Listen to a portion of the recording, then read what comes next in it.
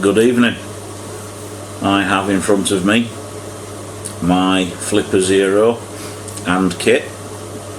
Now I just thought it would be beneficial for anybody who's, and there are other videos out there, so what the hell, anybody who's curious. I'm not a complete noob when it comes to things like this. I've worked with IT since I was, well, probably about 7 or 8 years old. So about 1976 I started. But this is a new field for me. I've never been able to program, so this is a toy. It's something to have a mess with, and ultimately I want to try and secure my network from intrusion.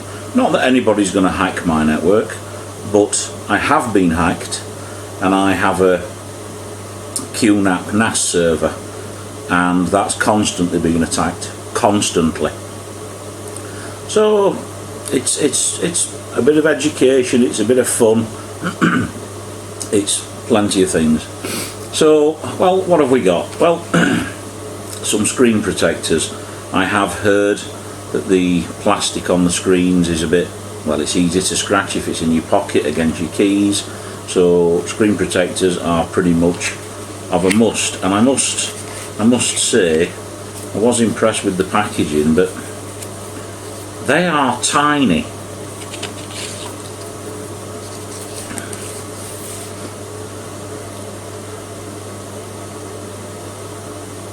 I do hope my sort of nearly old age pension eyes can see through them, but there we go.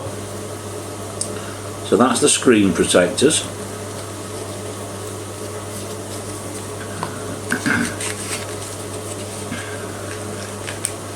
I bought the silicone case.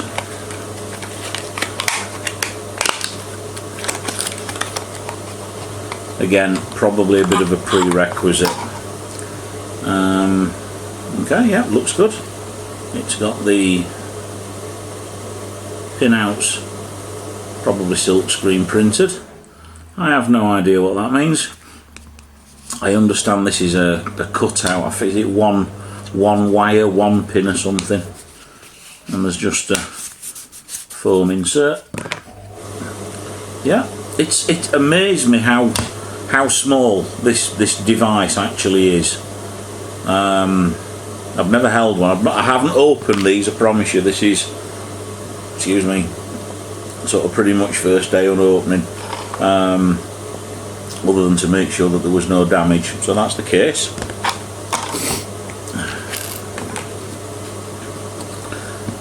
A couple of various prox readers I've had for a long time. I thought they might just be worth experimenting on. Now, the Wi-Fi development board. Now, please just excuse me one moment. Okay, I've just put the macro lens in, and I am being a little bit cautious here because I've not really got any anti-static precautions, but I thought we could just have a a nice close look at this. One thing I did notice is just in the top corner here, the antenna connection, external antenna connector. Generally on the, you can just see the antenna, sort of black tracking just there, and it's a bit of a soldering task to actually solder one onto those little contacts there. But so you've got your breakout connectors, a reset and a boot switch, some power control circuitry. So pretty much all that is doing really is supplying power to that module. But it's neat, and I'm going to print a 3D case for it. There's nothing on the back particularly of note.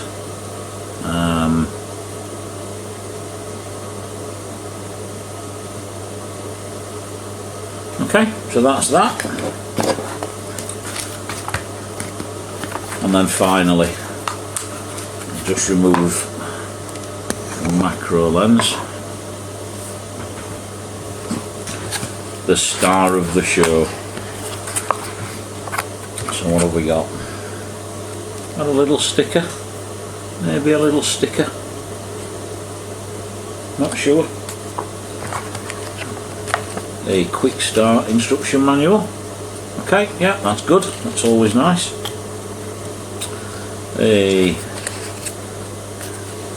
USB-C cable, about 9 inches long, might be a foot. No, it's about 9 inches long. USB-C. Okay. And finally, the actual device itself.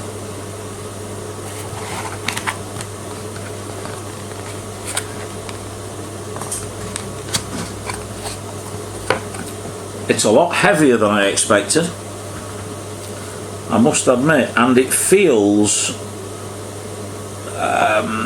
what's the word? It feels much nicer than I anticipated. I sort of expected it being sort of like quite a cheap, hard, unpleasant plastic shell. Instead, that's really quite pleasant to touch.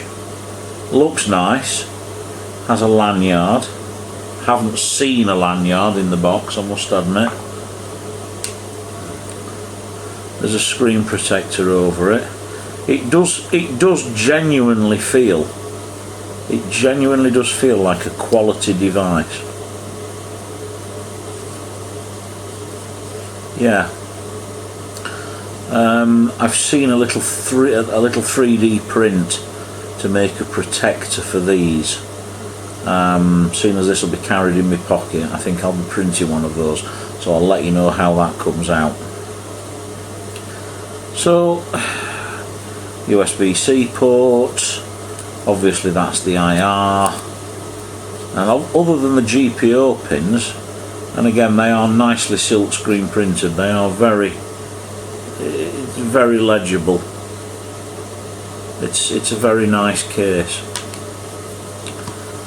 I'm not going to turn it on just yet. Buttons are nice and tactile, easy, even with my fat thumbs, sausages for fingers. And I do like that they're the only controls on it. So I'm just going to pause now, and I'm going to just set up the PC, and we'll have a look at sort of flashing the firmware, etc, etc, etc. The only other thing I have as well, sorry I did mean to mention this and forgot, is a Windows formatted 32GB micro SD card. A quality one. This one's a Samsung and it is a genuine one. Do be aware that there are fakes everywhere. So yeah, so right, okay, there we go. It's nice to have it finally in my hands, and we'll be back shortly. Thanks for watching. Okay, I'm basically just going to put it into its case, so it's just a case of literally shoving it in, and there you go. It was that simple. SD card, and the SD card goes with the, sorry, so it's the non-printed side up, if you will, so the notch.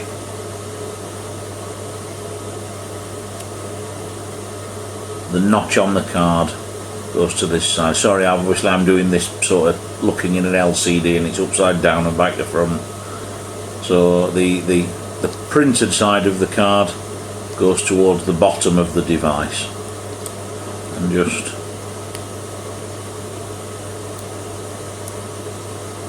there we go, and that's the SD card in. I'll be back shortly when I set the software up. I've just put the screen protector on, no problems at all, it's fairly standard. Peel off, insert, or just place on and then peel off another thing. The spares I've sort of stuck behind the case here, so I've always got them to hand should I need them. Okay, so that's the program Q Flipper setup. Now I've just uncompressed it, unpacked it, just because I just like to see what's going on in some of these packed executables, and there's nothing particularly dodgy. There's a boot driver there for the STM32, a bootloader, so obviously that's what's doing most of the work. There are some icons, there's a couple of Microsoft Visual C runtime distributables, but other than that there's nothing really of any, shall we say, concern. So let's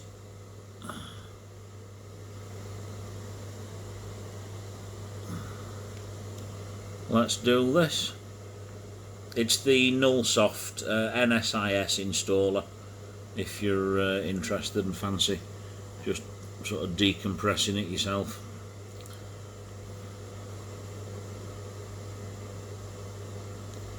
Okay.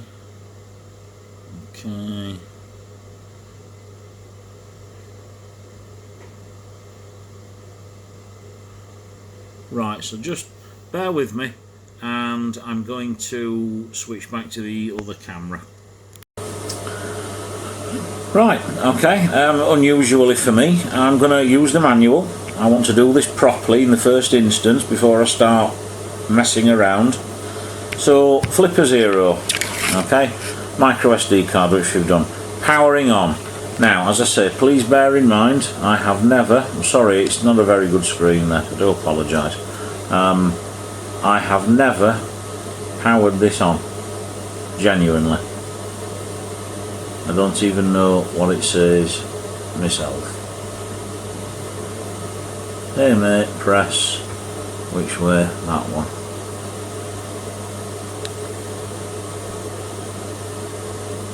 Allow me to introduce myself.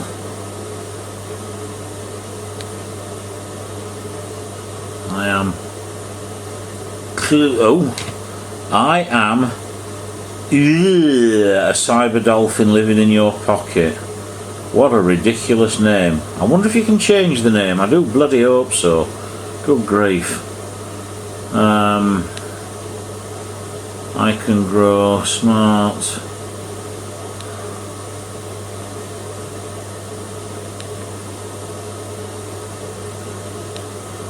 I see, so it's a bit Tamagotchi-ish, okay.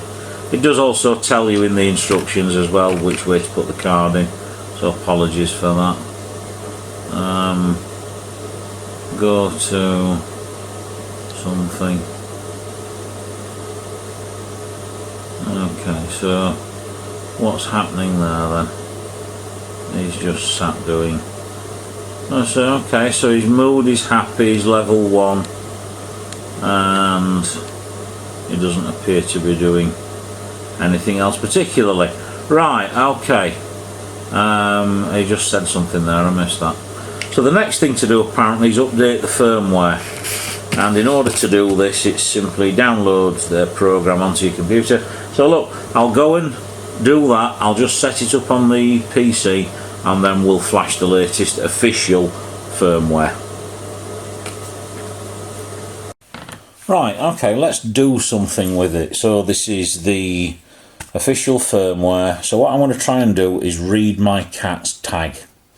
So, press the sensor button, go to 125 kHz RFID, and in my case I have to go to extra actions and select the read ASK.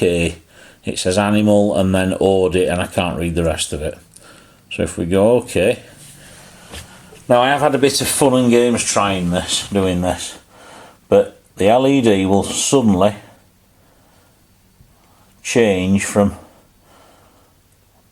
sort of flashing, there we go, flashing blue, and you will forgive me, I'm just going to cover up a few of the digits, but there you go, is my cat's tag. So I can now save that. So if we go more, so I can save, emulate, or write.